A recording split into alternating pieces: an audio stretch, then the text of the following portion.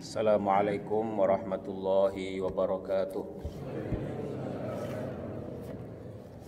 Alhamdulillahilladzi ahyana ba'dama amatana wa ilaihin nusyur.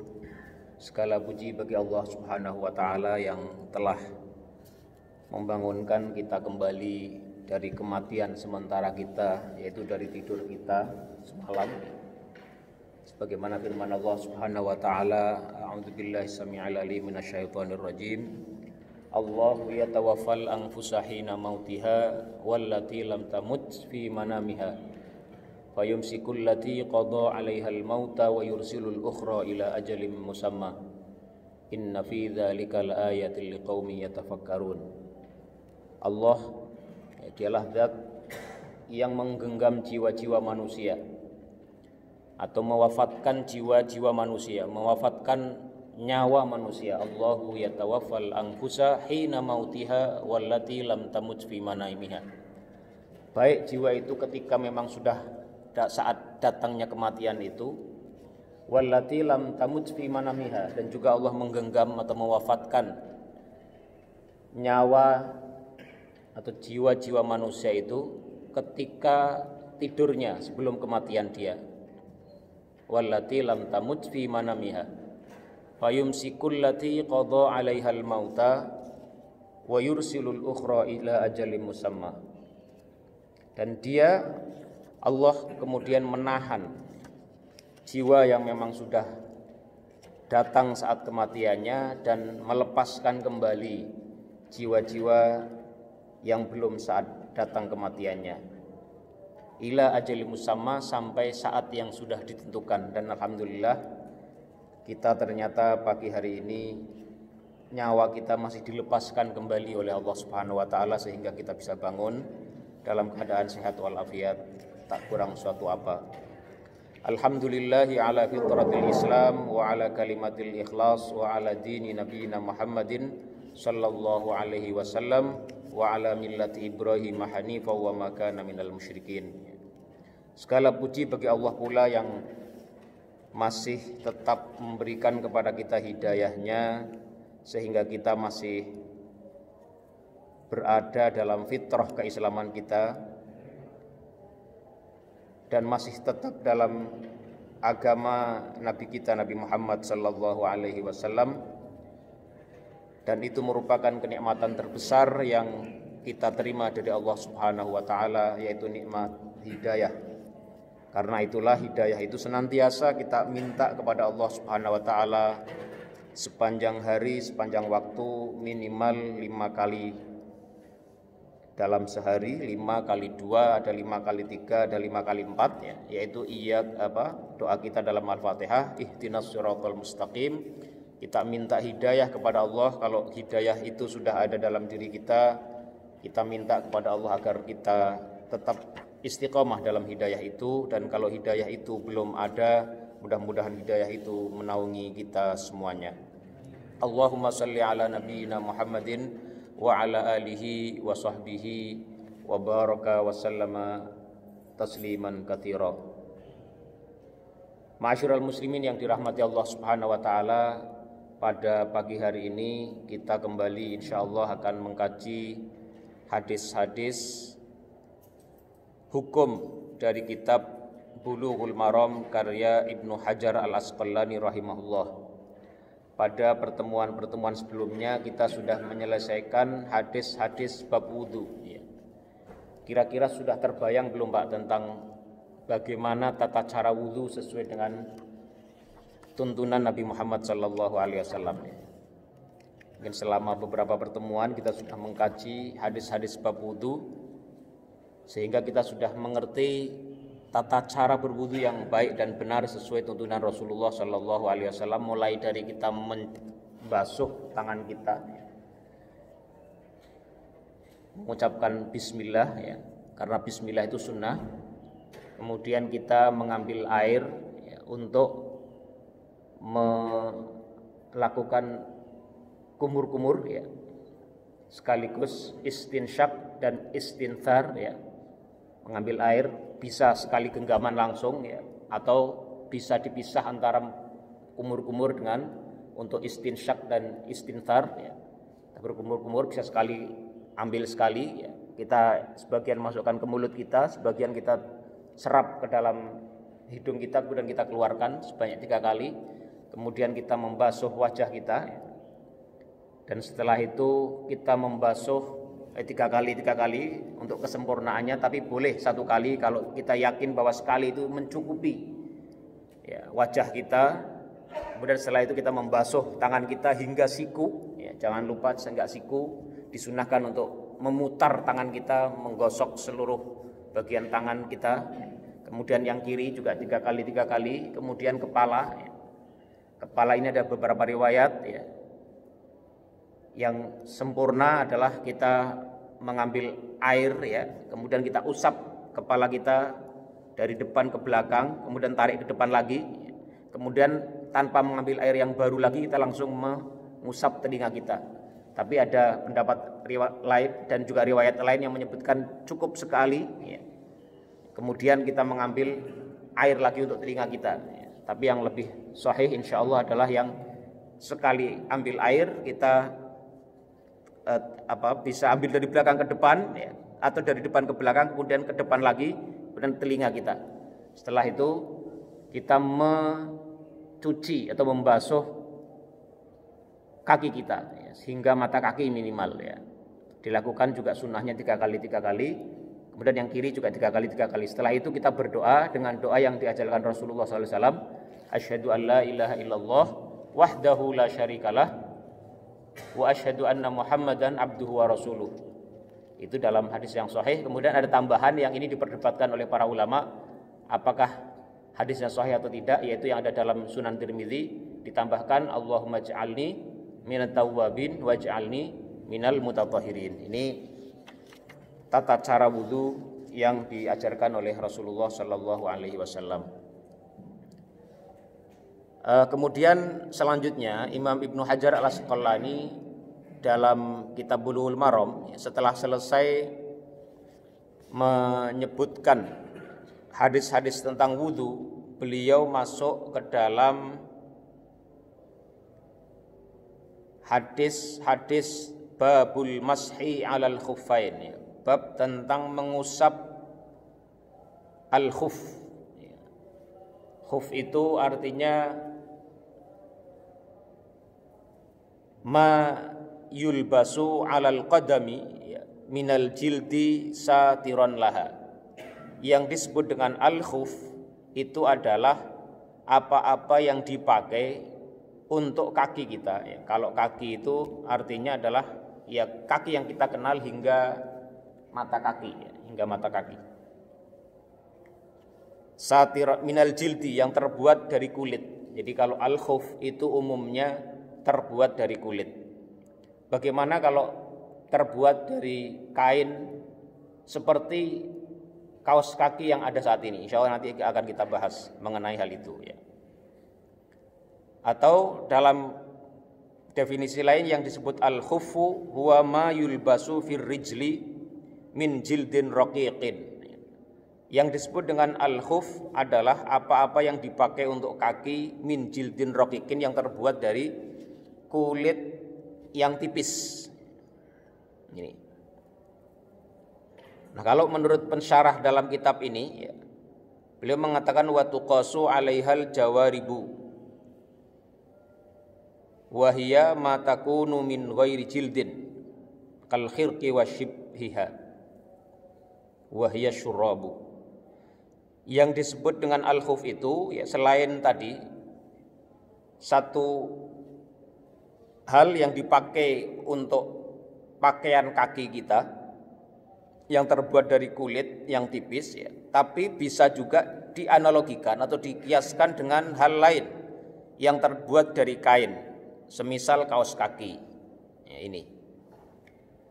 Tetapi nanti kalau dalam mazhab Syafi'i itu ada syaratnya. Jadi syaratnya itu kaos kaki yang boleh diusap sebagaimana kita mengusap al-khuf itu antara lain adalah kaos kaki ini harus tidak bocor ya. Jadi kalau kena air dia tidak, ketika kita mengusap itu airnya tidak tembus ke kulit.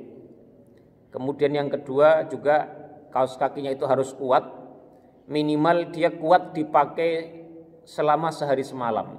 Jadi kalau ada kaos kaki yang ringkih, yang kalau dipakai sehari semalam itu pasti nggak kuat, pasti akan rusak, maka itu nggak boleh diusap. Tapi kalau menurut pendapat yang lain, ya seperti pensyarah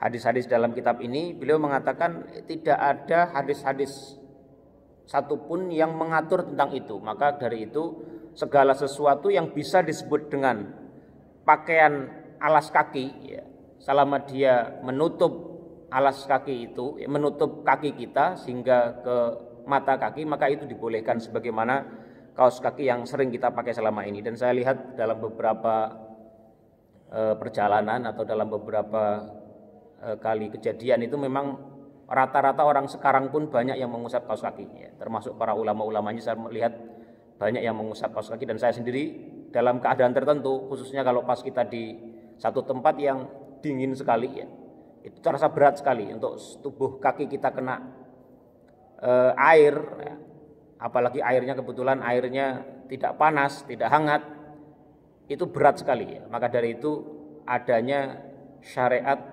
mengusap al-khuf, yang dalam hal ini juga bisa dianalogikan juga ke dalam kaos kaki yang dipakai oleh orang zaman sekarang. Itu juga merupakan sebuah bagian dari wujud rahmat Allah Subhanahu wa taala kepada hambanya, dan juga wujud dari taisirul Islam, bahwa al-Islamu dinu yusrin, bahwa agama itu, Islam itu adalah agama yang mudah, yang memberikan solusi kepada umatnya dalam hal-hal yang memang memberatkan. Ada rukhsah yang memberikan keringanan kepada umatnya ketika ada hal-hal yang memang kondisinya berat untuk dilakukan. Jadi disyariatkannya mengusap al-khuf ini merupakan rahmat dari Allah Subhanahu wa taala. Wal mashu 'alal khufaini tsabitun fil Qur'ani was sunnatil mutawatirah an Rasulillah sallallahu alaihi wasallam. Bahwa mengusap al-khuf, ya, itu ada dalilnya baik dalam Al-Quran maupun sunnah Nabi Muhammad SAW. Bahkan menurut sunnah Nabi itu, ya, hadis-hadis tentang disyariatkannya mengusap al-khuf itu derajatnya sampai derajat mutawatir, ya. Karena diriwayatkan oleh jumlah yang banyak sekali daripada sahabat Rasulullah SAW. Sampai-sampai ada yang mengatakan seperti Al-Hasan Al-Basri, beliau pernah mengatakan, haddatsani sab'una min ashabi Rasulillah sallallahu alaihi wasallam annahu masaha 'alal khuffaini. Telah dikabarkan kepadaku atau mengabarkan kepadaku 70 dari sahabat Rasulullah sallallahu alaihi wasallam yang mengabarkan bahwasanya Rasulullah itu beliau mengusap khuf beliau. Bahkan sebagian lain menyebut man rawahu fabalagha tsamanin. Ada juga yang menyebutkan bahwa ada lebih dari 80 sahabat yang meriwayatkan bahwasanya Rasulullah sallallahu alaihi wasallam itu mengusap al-khuf. Al-khuf itu kalau dalam bahasa Indonesia diterjemahkannya apa, Pak? Kira-kira Pak yang enak, Pak? Al-khuf. Ya. Kita mengetahui tadi definisi al-khuf adalah sesuatu yang dipakai untuk menutup, ya, atau untuk pakaiannya alas kaki kita hingga ke mata kaki. Umumnya terbuat dari kulit, tapi menurut sebagian para ulama itu bisa juga dianalogikan ke kaos kaki yang seperti dipakai orang zaman sekarang. Ini hadis yang pertama, ya, bayanu hukmil mashi alal khufain. Hadis yang pertama menjelaskan tentang hukumnya mengusap al-khuf, ya, dua al-khuf. Anil Mughirati ibni Syu'bah radhiyallahu anhu, dari sahabat Al-Mughirah bin Syu'bah radhiyallahu anhu.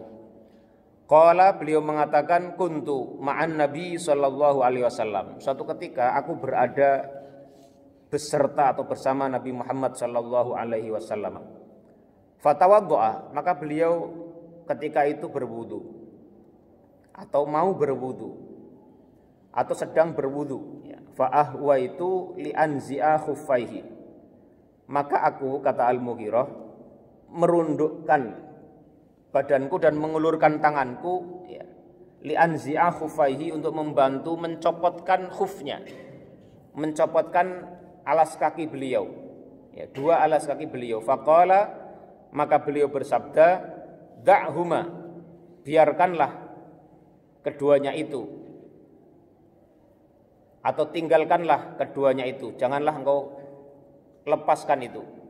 Fa inni adkhaltuhuma tahirataini, karena sesungguhnya aku, kata Rasulullah SAW, telah memasukkan kedua kakiku itu tahirataini, dalam keadaan suci. Famassaha alaihima, maka Rasulullah kemudian mengusap kedua khuf beliau.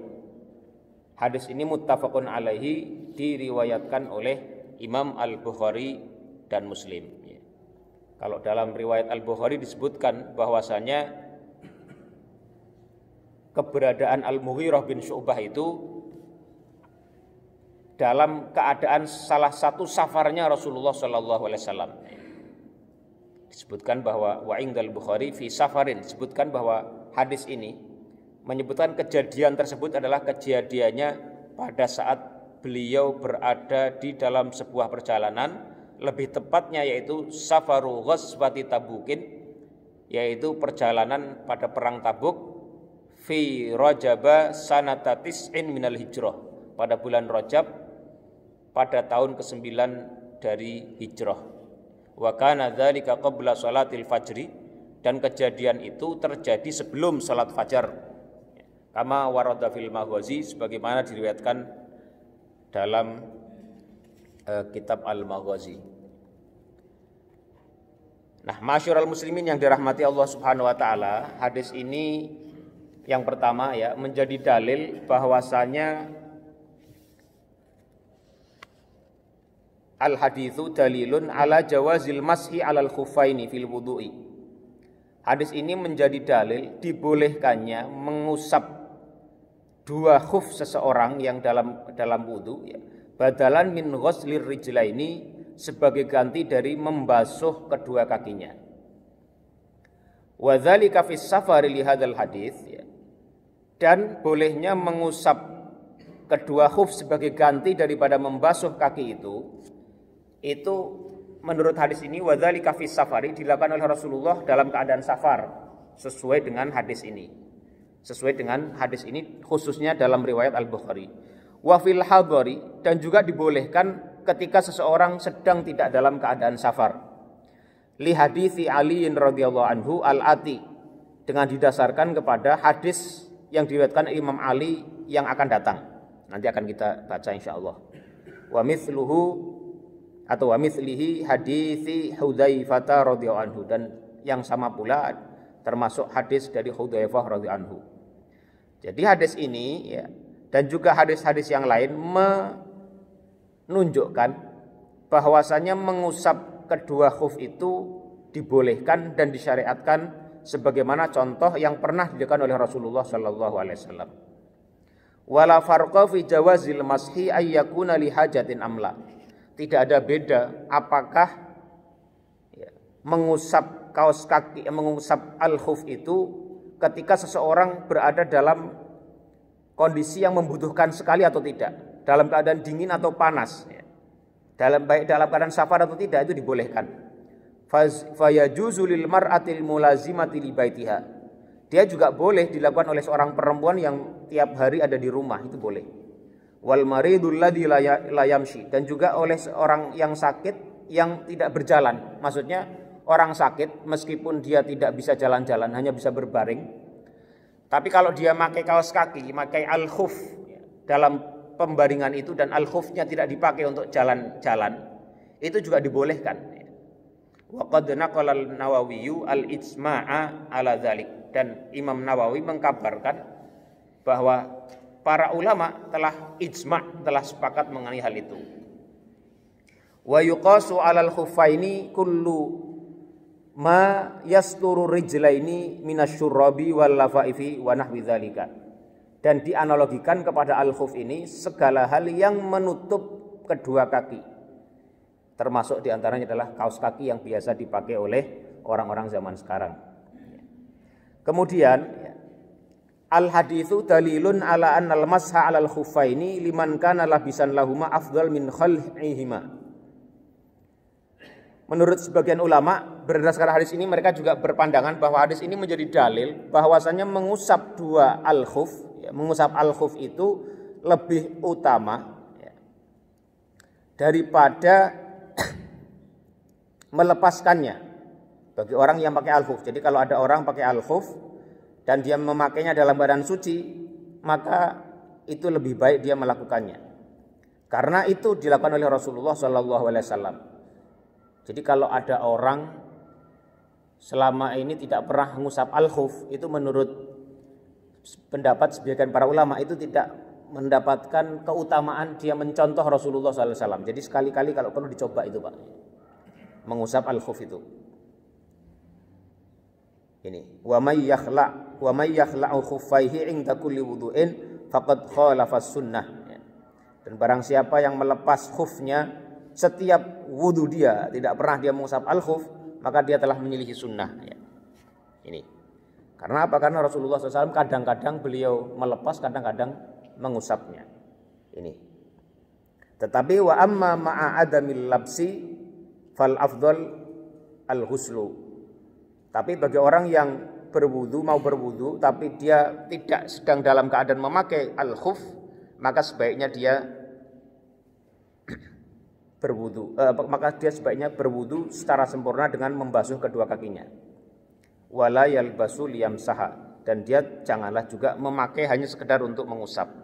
Li'annal husla huwal afdal hina idzin, karena membasuh kaki itu lebih utama pada saat itu. Jadi hukum dasarnya adalah membasuh kedua kaki kita. Tapi kalau sedang dalam memakai al-khuf dan kita sudah dalam keadaan suci sebelumnya ketika memakainya itu, maka disunahkan sekali-kali kalau perlu kita mencobanya, ya. Menghidupkan sunnah mengusap al-khuf itu. Ini, ya. Kemudian yang ketiga, al-haditsu dalilun ala annal masha yakunu ala mutlaqil khuffi. Ya. Fama summiya khuffan jazal mashu alaihi. Hadis ini juga menjadi dalil oleh sebagian para ulama bahwasanya mengusap al-khuf itu dapat dilakukan kepada segala hal yang disebut dengan al-khuf. Maka segala hal yang bisa disebut dengan al-khuf yang menutup kaki kita itu dibolehkan mengusapnya. Walau kana fihi kharqun aw syaqqun 'ala sahih min qaulai ahli ilmi. Meskipun khuf kita itu mungkin saja ada yang sobek atau ada yang bolong, menurut pendapat yang lebih sahih dari dua qaul ulama ahli ilmu. Li'anna sunnata waradat bil mashi 'alal khuffaini mutlaqan duna taqyidihi bi awsaufin zaidah. Karena menurut hadis-hadis yang ada, ketika ada riwayat mengusap al-khuf itu tidak disebutkan bahwa al-khuf itu misalnya harus begini dan begitu. Al-khufnya harus sebagaimana pendapat sebagian di antara para ulama yang lain. Sebagaimana yang kita sebutkan di awal, kalau dalam mazhab Syafi'i itu ada syarat bahwa al-khuf yang harus bisa dilakukan pengusapan di atasnya sebagai ganti membasuh kaki itu adalah dia harus menutup seluruh mata kaki, kemudian harus tidak tembus air, tidak robek, tidak bolong, dan juga harus kuat, bisa dipakai selama 24 jam minimal. Tapi kalau melihat hadis-hadis yang ada, syarat-syarat itu tidak disebutkan secara eksplisit, ya. Maka dari itu para ulama sebagian mengatakan seluruh, ya, hal yang dipakai oleh seseorang dan menutup mata kakinya itu, maka itu bisa dilakukan mengusap sebagaimana dilakukannya pengusapan atas al-khuf sebagai ganti daripada membasuh kedua kaki ketika wudu. Ini. Karena apa?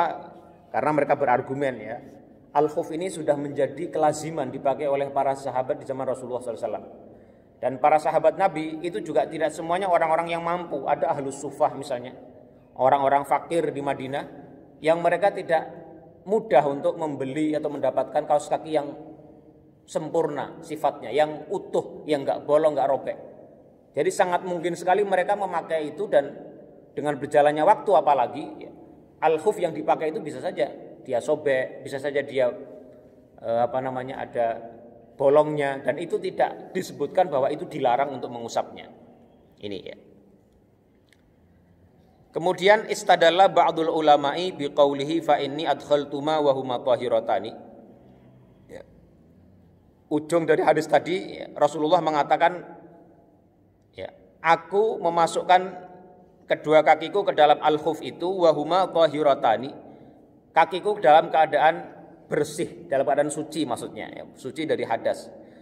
Dari frase itu ya para ulama mengatakan ya ala anna ikmalat taharati syartun fi sihhatil mashi alal khufaini, bahwasanya ya kesempurnaan adanya toharoh terhadap dua kaki itu menjadi syarat sahnya seseorang boleh mengusap kedua al-khuf.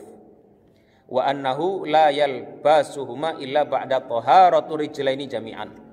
Jadi yang dipersyaratkan bagi orang yang boleh mengusap al-khuf itu adalah dia saat memakai al-khuf itu harus dalam keadaan suci. Jadi orang boleh mengusap al-khuf kalau dia memakainya dalam keadaan suci secara penuh, yaitu setelah selesai wudhu semuanya. Pertanyaannya bagaimana kalau ada orang lagi wudhu, ya, kemudian dia membasuh kakinya, satu kaki kanan. Ini kan wudhunya belum sempurna. Dia belum dalam keadaan wudhu yang sempurna, sehingga dia belum sempurna suci dari hadas kecilnya. Dia dia membasuh kakinya, kemudian karena buru-buru atau karena kedinginan dia mengusap mengeringkan kakinya itu dengan handuk misalnya, kemudian langsung dia pakai kaos kaki yang satu.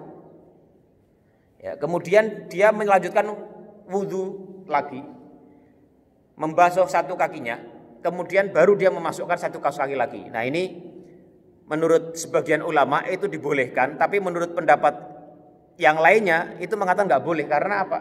Karena syarat memakai kaos kaki itu harus dalam keadaan sudah sempurna, ya, wudhunya sudah sempurna, seseorang itu dalam keadaan suci dari hadas. Jadi kalau masih baru membasuh kaki satu, ini tidak boleh dipakai. Satu, kemudian membasuh kaki satunya, kemudian dipakai lagi, itu tidak sah menurut sebagian ulama yang lain. Ya. Jadi harus sempurna wudhu dulu, ya. Selesai wudhu baru dipakaikan kaos kakinya atau dipakaikan al-khufnya itu. Ya. Ini ada dua perbedaan para ulama ya mengenai hal ini. Ya, para ulama yang mengatakan bahwasanya memakai kaos kaki itu harus sudah sempurna wudhunya itu antara lain adalah pendapat Imam Malik, Imam Syafi'i dan satu riwayat dari Imam Ahmad. Sedangkan yang membolehkan memakai satu dulu ya, sebelum membasuh kedua kaki secara sempurna, kemudian memasukkan satu kaki lagi ke dalam al-khuf itu setelah membasuh yang keduanya. Ini pendapat yang membolehkan adalah qaulul Hanafiyati, pendapatnya mazhab Hanafiyah, dan juga wa ba'dus Syafi'iyati, dan juga sebagian dari dalam mazhab Syafi'i, wa riwayatun anil Imam Ahmadi wa riwayatun anil Imami Ahmadu, ya, anil Imami Ahmada, dan juga satu riwayat dari Imam Ahmad. Ini. Jadi kasus seperti ini itu bisa terjadi bagi orang-orang yang memang biasa memakai khuf ya. Kemudian dia ketika sudah selesai batas waktunya, dia mau wudhu lagi. Nah, itu melepas satu, dipakai lagi, kemudian wudhu lagi, membasuh kaki satu lagi, kemudian dilepas, diwudhu lagi, dipakai lagi. Jadi tidak secara bersama-sama setelah selesai wudhunya secara sempurna. Ini bisa terjadi. Jadi kalau kita nggak memakainya, mungkin kita nggak membayangkan kenapa harus ada perdebatan hukum tentang itu. Jadi orang-orang kalau biasa memakai al-khuf itu, khususnya di tempat-tempat yang memang mengalami musim dingin yang panjang, misalnya sangat dingin sekali, berat sekali dia untuk melepas kaki itu, apalagi berada di luar rumah. Jadi dia melepasnya satu-satu, satu dilepas, kemudian dipakai lagi. Nah ini kalau dalam mazhab pendapat Imam Malik, pendapat Imam Syafi'i, dan satu riwayat dari Imam Ahmad itu nggak boleh. Jadi harus dua-duanya setelah wudhunya itu sempurna, selesai semuanya. Ini ya. Tapi menurut pendapat dalam mazhab Hanafi dan juga sebagian dari mazhab Syafi'i juga membolehkan cara yang kedua itu. Ya, ini. Kemudian yang berikutnya al-haditsu dalilun ala syartin min syurutil mashi alal khufain wa huwa an yalbasahuma ala taharatin.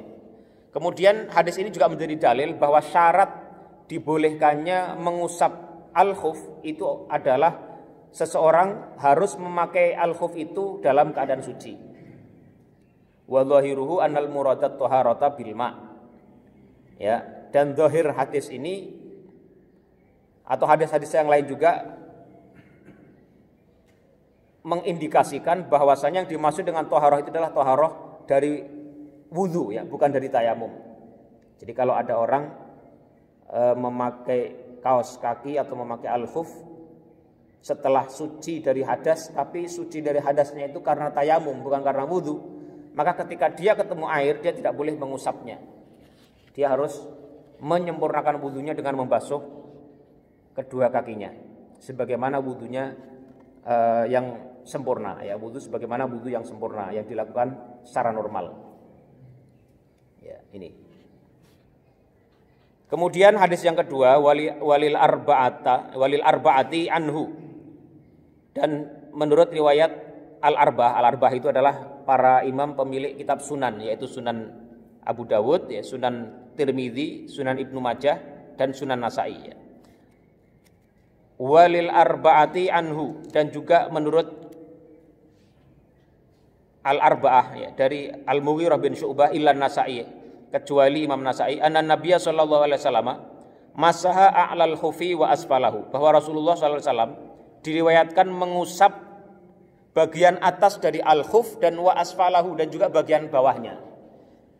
Jadi ada juga riwayat kalau tadi ya Rasulullah SAW itu mengusap al-khuf ya, dari hadis yang pertama tadi disebutkan bahwa Rasulullah SAW mengusap al-khuf, tapi tidak disebutkan apakah yang diusap itu bagian atasnya atau bawahnya.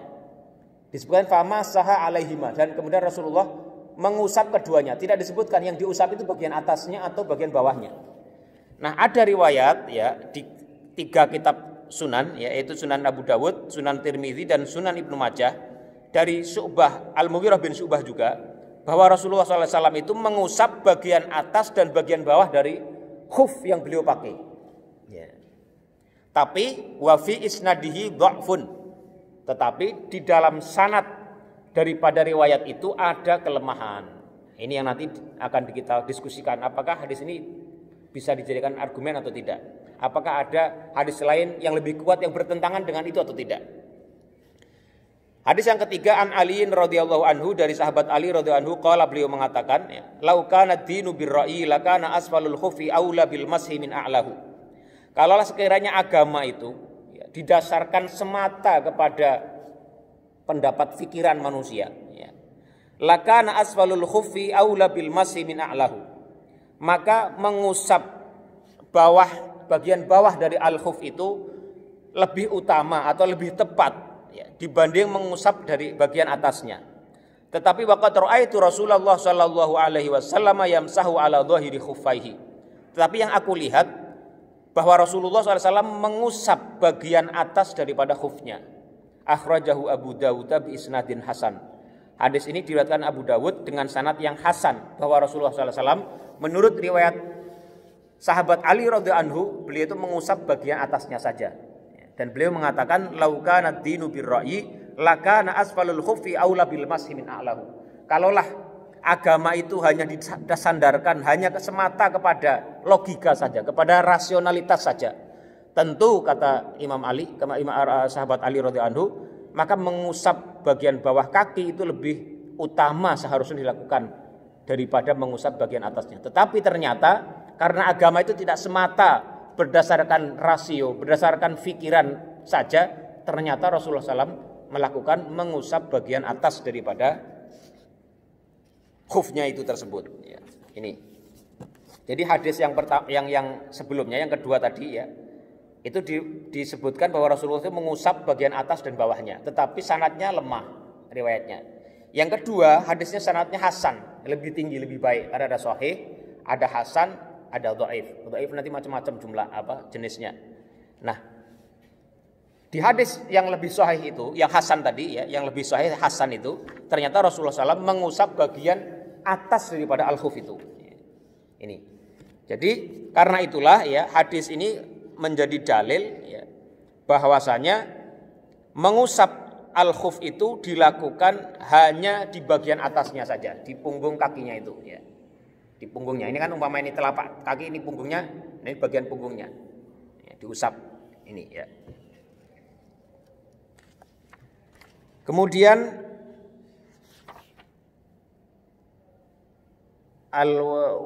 lam yarid fi sifatil mashi alal khufaini wala fi miqdari ma yumsah haditsun yu'tamadu alaihi.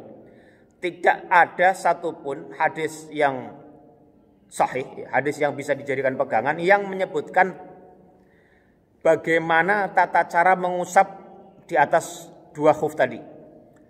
Apakah dari atas ke bawah atau dari bawah ke atas, ya, maksudnya dari ujung kakinya ke bagian atas, ya, kalau kaki begini dari sini ke sini usapnya, atau dari sini ke sini, atau dari ke sini itu bebas, ya. Tidak ada satupun hadis yang menunjukkan bagaimana caranya, sehingga kalau kita mengusap khuf itu, ya, main ujung kaki kita, jari kita, kemudian ini ruas sebelum kaki kita ngusap dari bawah ke atas begini, set, itu boleh. Atau dari bawah ke atas begini, itu juga boleh. Atau kita langsung aja usap dari kanan ke kiri, atau kiri ke kanan gini, itu juga boleh. Karena tidak ada sifat khusus yang menggambarkan bagaimana cara mengusapnya itu. Pokoknya mengusap gitu saja. Mau diusap begini, gini boleh, mau begini boleh, mau begini boleh, atau begini, gosok kanan lagi, kebalik juga boleh. Jadi nggak ada aturan yang membatasi atau menentukan bagaimana sifat daripada mengusap itu. Hadis yang keempat, ya, an Safwan bin As-Salin, dari sahabat Safwan bin As-Sal radhiyallahu anhu qala, kana Rasulullah sallallahu alaihi wasallam ya'muruna. Rasulullah memerintahkan kepada kita, ya, memerintahkan di sini maksudnya adalah membolehkan kepada kami para sahabat, idza kunna safron an la nanzi'a khifafana thalathata ayyamin wa layaliyahunna. Kalau kita dalam keadaan safar, untuk tidak melepas khuf kita, kaos kaki kita, kalau kita kiaskan kaos kaki, thalathata ayyamin, sebanyak 3 hari walaya liyahunna, dan 3 malamnya. Jadi kalau orang yang safar itu dibolehkan mengusap kaos kaki atau mengusap al-khuf selama 3 hari 3 malam berturut-turut. Illa min janabatin, kecuali terkena junubnya atau terkena hadas besar. Walakin min ghaitin wa baulin wa naumin, tetapi karena batal yang disebabkan oleh, ya, buang air besar, wa baulin, dan buang air kecil, wa naumin, dan karena tidur. Akhrajahun Nasa'iyu, hadis ini diriwayatkan oleh Imam Nasa'i, wa Tirmidzi, dan Tirmidzi, wa lafdzulahu wa Ibnu Khuzaimah wa sahahahu, ya. Ini. Kemudian hadis yang kelima, wa an Ali bin Abi Thalib radhiyallahu anhu, dari sahabat Ali bin Abi Thalib radhiyallahu anhu, qala, beliau mengatakan, ja'alan Nabi sallallahu alaihi wasallam thalathata ayyamin wa layaliyahunna lil musafir. Rasulullah menjadikan batas waktu, ya, untuk mengusap al-khuf itu, ya, selama 3 hari 3 malam untuk musafir, wa yauman wa lailatan lil muqimi, dan sehari semalam untuk orang yang mukim. Akhrajahu Muslim, hadis ini diriwayatkan oleh Imam Muslim, ya. Jadi dari 2 hadis ini menjadi dalil bahwasanya mengusap al-khuf itu, ya, ala annal masha alal khufaini muaqqatun ghairu mutlaqin, bahwa mengusap al-khuf itu ada batasan waktunya, tidak bersifat mutlak dibolehkannya, yaitu wa annal musafira yamsahu thalathata ayyamin bilayalihinna, ya. Kalau para musafir boleh mengusap kaos kaki atau mengungkap al-khuf itu selama 3 hari 3 malam berturut-turut. Wal muqimu yauman wa lailatin, sedangkan orang yang mukim itu sehari semalam saja. Wa hadza qaulu jumhuri ahli ilmi minas sahabati wat tabi'ina wa man ba'dahum. Dan ini adalah pendapat dari jumhur ahli ilmu, baik dari kalangan sahabat, para tabi'in, dan para ulama yang datang setelah mereka. Ini.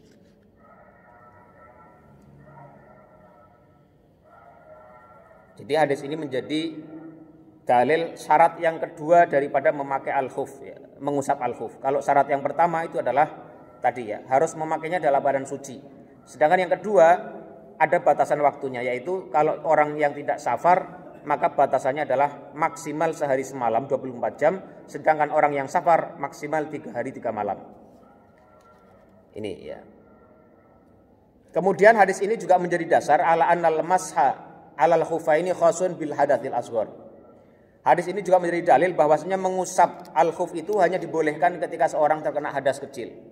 Kalau seseorang terkena hadas besar seperti junub, fala yamsahu fihi, maka dia tidak dibolehkan untuk mengusap al-khuf. Jadi misalnya dia tidak memandikan kakinya, ya. Dia mandi tapi masih pakai kaos kaki, ya, pakai kain plastik misalnya sehingga tidak bocor, ya, tidak masuk ke dalam. Kemudian kakinya itu dia hanya mengusapnya saja sebagai ganti membasuhnya, itu nggak boleh. Ya. Ini hanya usul untuk orang-orang yang berhadas kecil. Fa idza hasala lil insani janabatun wa alaihil khifan wajaba alaihi naz'uhuma. Ya. Wa ghuslu rijlaihi walau kana dzalika fi atna'i muddatil masih. Maka kalau ada orang meskipun belum sehari semalam bagi yang mukim dan belum 3 hari 3 malam bagi orang yang safar, kemudian dia kena junub, maka dia harus melepaskan kedua khufnya itu untuk kemudian dia bersuci secara sempurna. Ini.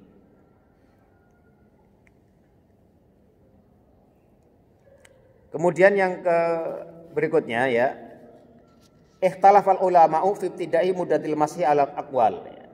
Para ulama berbeda pendapat tentang bagaimana cara menghitung sehari semalam atau 3 hari 3 malam itu dalam mengusap al-khuf atau kaos kaki. Ada 2 pendapat yang paling kuat. Yang pertama adalah anna muddatal masih tabda'u min awwali maratin yamsah. Bahwasanya perhitungan sehari semalam itu bagi orang yang mukim dan 3 hari 3 malam bagi orang yang safar itu dihitung sejak awal pertama kali dia mengusap al-khufnya itu. Bukan sejak dia memakainya. Jadi kalau ada orang misalnya ya, katakanlah kalau kita sepakat kaos kaki itu boleh diusap sebagaimana kita mengusap al-khuf misalnya ya. Kalau kita habis salat subuh, sebelum pergi ke masjid kita pakai kaos kaki ya, pakai kaos kaki ini. Sebelum berangkat ke masjid pakai kaos kaki. Kan kita memakainya dalam keadaan suci ya. Jadi kita nanti dibolehkan mengusap al-khuf itu. Setelah datang ke masjid kita mengusap kaos kaki ya. Kemudian kira-kira jam 8 ya, kita batal misalnya pipis. Kemudian kaos kaki itu tidak kita lepas, terus kita pakai sampai kita ke kantor, sampai datang waktu zuhur. Ya, datang waktu zuhur. Kemudian kita wudhu di situ dan kita melakukan mengusap 2 al-khuf kita. Nah, kita kapan menghitung bolehnya orang yang mukim, ya, kalau kantornya dekat misalnya ini ya, bukan di luar kota misalnya. Itu kita menghitung 1 hari semalam itu adalah sejak dia pertama kali mengusap al-khuf itu, yaitu pada waktu zuhur itu. Bukan pada saat dia memakainya setelah subuh itu. Jadi umpama besok pagi dia masih pakai al-khuf itu, dia bekerja sampai malam, ya, kemudian dia terus mengusap al-khuf itu, sholat maghrib, sholat isya, pulang tidur, ya, dia tetap masih pakai kaos kakinya itu. Kemudian dia subuh bangun lagi,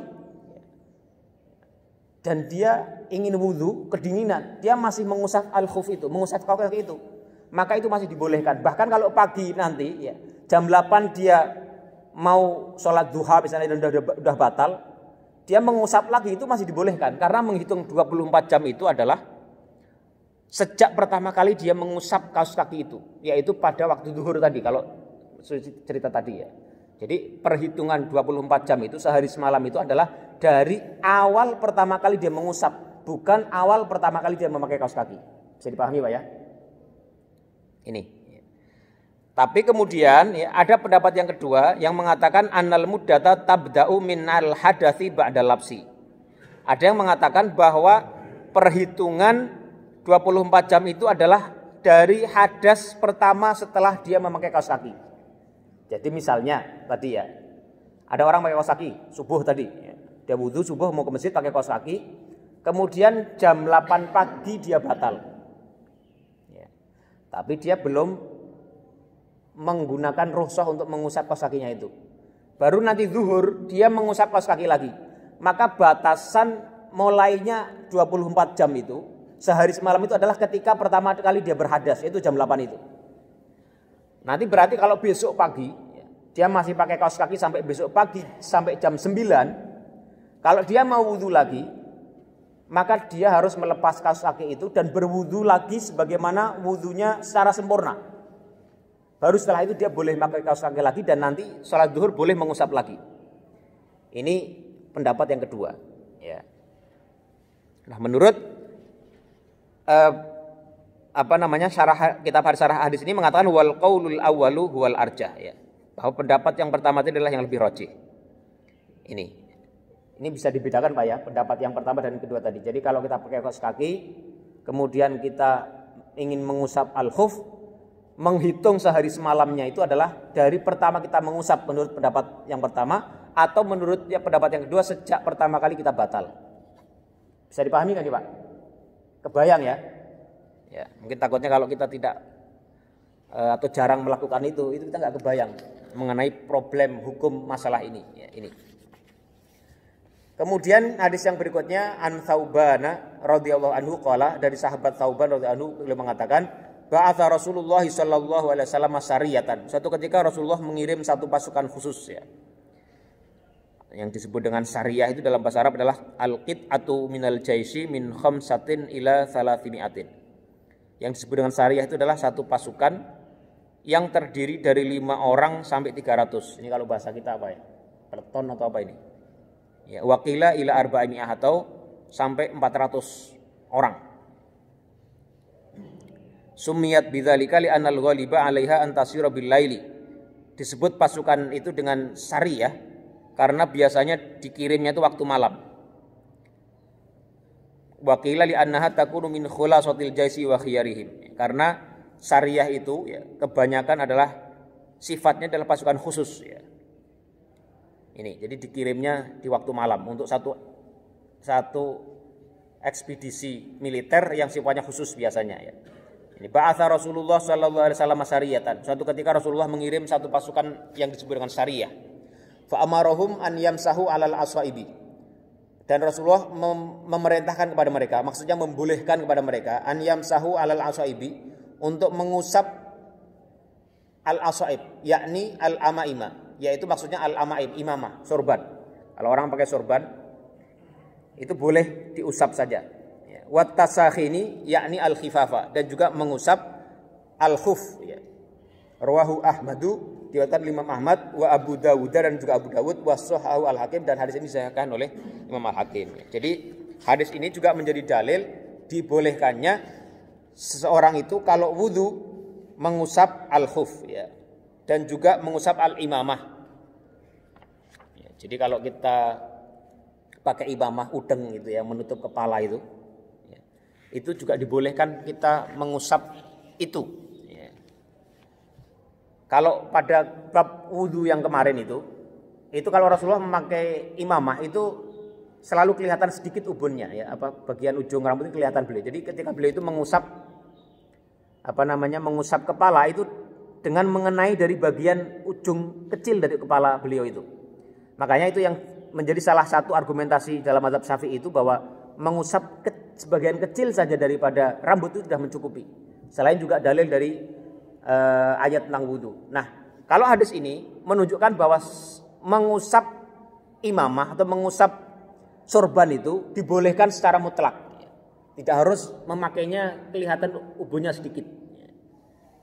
Ini jadi rukhsah dari Rasulullah SAW. Orang yang memakai imamah selain pula boleh mengusap al-khuf juga boleh mengusap imamah ini, tidak harus melepaskannya. Meskipun nanti para ulama berbeda pendapat apakah seluruh benda yang digunakan untuk menutup kepala itu boleh diusap atau tidak. Ini mereka ada sebagian yang mengatakan ya bahwa yang dibolehkan itu adalah imamah yang memang biasa dipakai oleh orang Arab, yaitu imamah yang menutup kepala kemudian ada ekornya yang dililitkan ke sini. Dan itu biasanya dipakai oleh orang-orang yang melakukan perjalanan, pakai naik kuda. Jadi kalau mereka pakai sorban itu sorbannya dililitkan juga ke sini ya, agar tidak mudah lepas.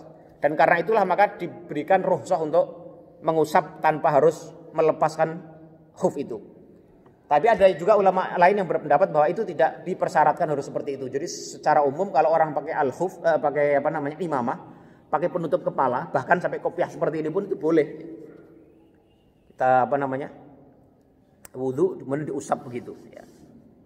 Tapi ini untuk kehati-hatian ya, kita lebih cenderung kepada kalau memang penutup kepala itu adalah bukan penutup kepala, sorban yang biasa dipakai oleh orang-orang saat itu sebaiknya nggak usah kita lakukan ya. Kan mudah sekali kita mencopot kopiah saat ini kan mudah sekali dan tidak akan menyulitkan apapun ya.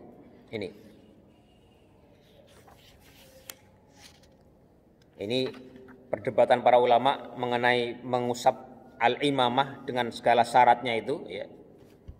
Itu adalah itu dibahas dalam fikih, ya. Apakah seluruh penutup kepala itu bisa dipakai atau tidak? Tapi sebagian ulama lain mengatakan tidak harus begitu, ya. Sorban apapun yang menutup kepala itu bisa dilakukan rukhsah dengan cara mengusapnya saat berwudu tanpa harus mencopotnya. Ini.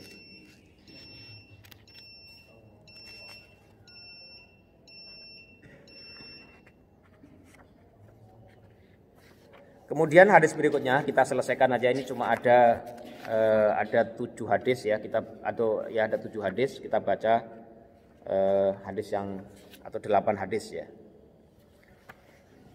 Hadis yang ke-7, an Umar mauqufan wa an Anasin marfu'an, ya, idza tawaddaa ahadukum wa labisa khuffaihi falyamsah alaihima.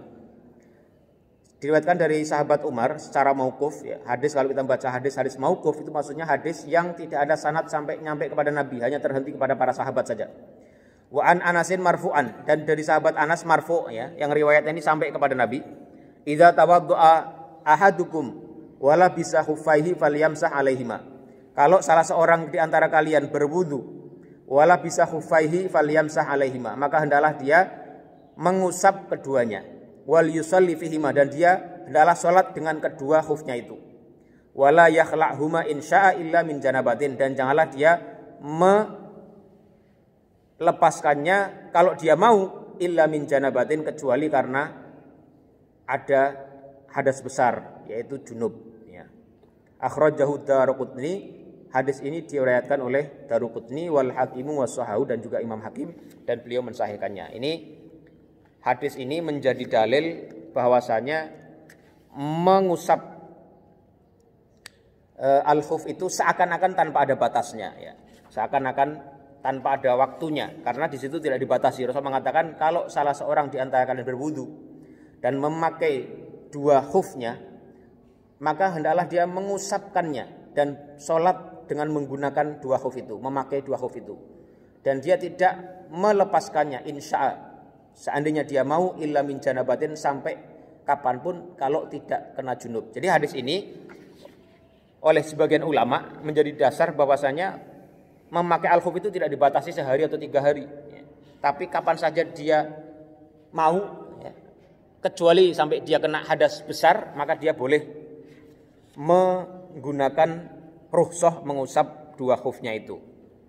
Tapi hadis ini nanti ternyata bertentangan dengan hadis berikutnya, ya. Dari Abi Bakrah radhiyallahu anhu, dari sahabat Abu Bakrah, anin Nabi sallallahu alaihi wasallam, dari Nabi sallallahu alaihi wasallam, annahu rakhasa lil musafiri salasata ayyamin wa layaliyahunna, bahwa Rasulullah sallallahu alaihi wasallam memberikan rukhsah kepada orang musafir untuk mengusap al-khuf itu salasata ayyamin wa layaliyahunna, selama 3 hari 3 malam. Walil muqimi yauman wa lailatan, dan bagi orang yang mukim selama sehari semalam.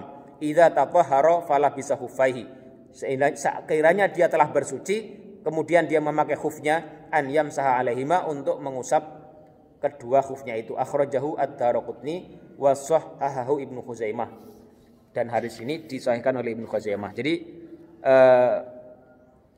masyarul muslimin, ya, dua hadis ini seakan-akan bertentangan, ya. Yang pertama mengatakan mengusap al-khuf itu tidak ada batasnya, ya. Tapi yang kedua, yang terakhir tadi, ya, itu mengusap al-khuf itu tidak dibatasi sehari semalam untuk orang yang mukim, dan 3 hari 3 malam untuk orang yang musafir. Dan ini adalah merupakan pendapat jumhur ulama, ya. Ini. Dan bahkan menurut Ibnu Abdil Bar, kebanyakan tabi'in dan para ahli fikih juga berpendapat seperti itu, yaitu mengusap al-khuf itu batasannya adalah sehari semalam bagi mukim, atau 3 hari 3 malam bagi orang yang melakukan perjalanan. Hadis yang terakhir, ya, hadis yang terakhir dari bab mengusap al-khuf itu, an Abi Imarah radhiyallahu anhu, dari Ubay ibni Imarah, dari sahabat Ubay bin Imarah radhiyallahu anhu, annahu qala, beliau mengatakan, ya Rasulullah, amsahu alal khufaini, Ya Rasulullah, apakah aku mengusap al-khuf itu? Ya. Apakah boleh aku mengusap al-khuf? Qala na'am. Rasul menjawab, iya boleh. Qala yauman. Apakah boleh dilakukan selama satu hari? Qala na'am. Qala yaumaini wa yaumaini. Apakah juga boleh 2 malam? Qala na'am. Qala wa thalathatan.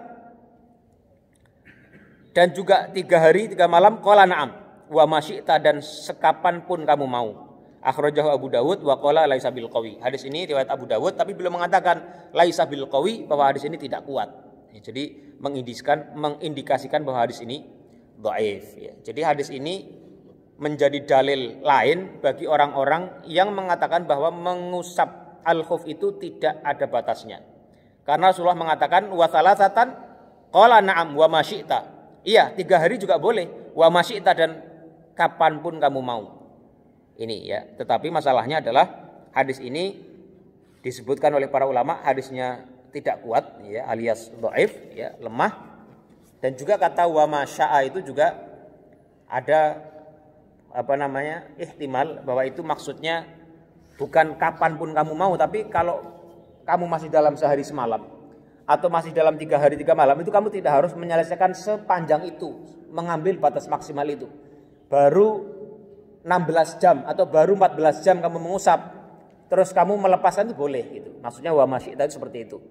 Ini menurut sebagian para ulama yang lain. Dan pendapat yang lebih kuat yang diyakini oleh jumhur ulama dan kebanyakan para tabi'in adalah bahwasanya mengusap al-khuf itu ada batasan waktu, yaitu kalau orang yang mukim sehari semalam, kalau orang yang musafir itu adalah 3 hari 3 malam.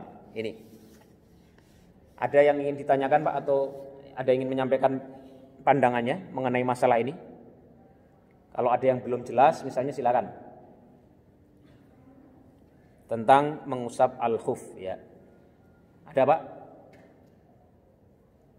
Ada pertanyaan? Enggak ada? Berarti semuanya jelas Pak ya. Jadi sekali lagi mengenai mengusap al-khuf ini ya, para ulama sepakat boleh. Ini yang pertama ya, kesimpulannya. Yang kedua mengenai jenis al-khuf ini ada perdebatan para ulama ya. Yang satu tadi ya, pendapat mazhab Syafi'i misalnya itu membersyaratkan beberapa hal, yaitu antara lain dia tidak tembus ya airnya ke kulit, tidak rusak, tidak robek ya. Dan dia harus kuat, bisa dipakai minimal sehari semalam untuk jalan-jalan. Ya, tapi menurut sebagian ulama yang lain itu tidak harus seperti itu, karena hadis-hadis yang ada tidak ada yang mempersyaratkan seperti itu. Makanya mereka berpandangan bahwasanya kaos kaki pun seperti yang dipakai oleh masyarakat zaman sekarang itu boleh diusap sebagaimana kita mengusap al-khuf. Yang ketiga, syarat daripada mengusap al-khuf itu adalah harus dalam keadaan suci. Jadi kalau orang habis dalam keadaan batal ya, pakai kaos kaki mau ngantor ya, sudah pipis dulu baru pakai kaos kaki, nak wudu, itu nggak boleh dia mengusap. Karena memakai kaos kakinya itu, memakai al-khufnya itu tidak dalam keadaan suci. Dan yang keempat ya, bahwa memakai al-khuf itu ada batasan waktunya, yaitu maksimal sehari semalam untuk orang yang mukim dan maksimal 3 hari 3 malam bagi orang yang musafir. Contohnya bagaimana? Kalau tadi ada orang misalnya pagi ya habis subuh wudu subuh wudu mau ke masjid pakai kaos kaki dalam keadaan suci. Kemudian pagi berangkat kantor, dia pipis, dia mungkin buang air besar, kaos kakinya tidak dilepas, ya, tetap ada dalam kakinya itu, terpakai selama itu, ya. Kemudian dia mau sholat duhur, dia boleh usap, ya. Kemudian batal lagi, sholat asar boleh dia usap. Kemudian sampai subuh dia boleh dia usap lagi, karena tadi ya pendapat yang lebih kuat mengatakan batasan ukuran waktunya itu dimulai dari pertama kali dia mengusap, yaitu waktu zuhur. Dia pertama kali mengusap, atau dari hadas pertama, kapan dia berhadas pertama. Kalau hadas pertama itu jam 8 pagi, jam 10 pagi, ya itu menghitung bisa dari situ menurut pendapat yang kedua. Tapi nanti begitu dia jam 11 ya. Dia jam 11 dia mengusap yang pertama pada hari sebelumnya itu mengusapnya jam setengah 12 misalnya. Terus dia hari yang kedua itu ya, yang belum 24 jam dia masih mengusap jam 11. Dia wudunya jam 11 mengusap kakinya itu. Nah nanti begitu asar dia batal, dia sudah harus melepas kaos kakinya lagi. memulai dengan wudhu yang baru lagi, yang sempurna dengan membasuh kakinya. Kenapa? Karena sudah lewat sehari semalam atau sudah lewat 24 jam dari pertama kali dia mengusap kaos kakinya itu. Wallahu a'lam bishawab. Ya, kalau memang tidak ada pertanyaan, kita cukupkan sekian saja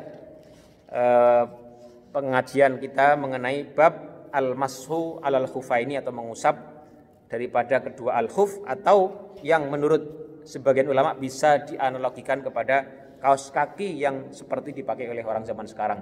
Yang benar semua datangnya dari Allah Subhanahu wa taala, yang salah itu adalah karena kebodohan saya sendiri. Aqulu qauli hadza wa astaghfirullah li wa lakum wa sallallahu ala nabiyyina Muhammadin wa ala alihi wa sahbihi wa sallama tasliman katsira. Subhanakallahumma wa bihamdika asyhadu an la ilaha illa anta astaghfiruka wa atubu ilaik. Wassalamualaikum warahmatullahi wabarakatuh.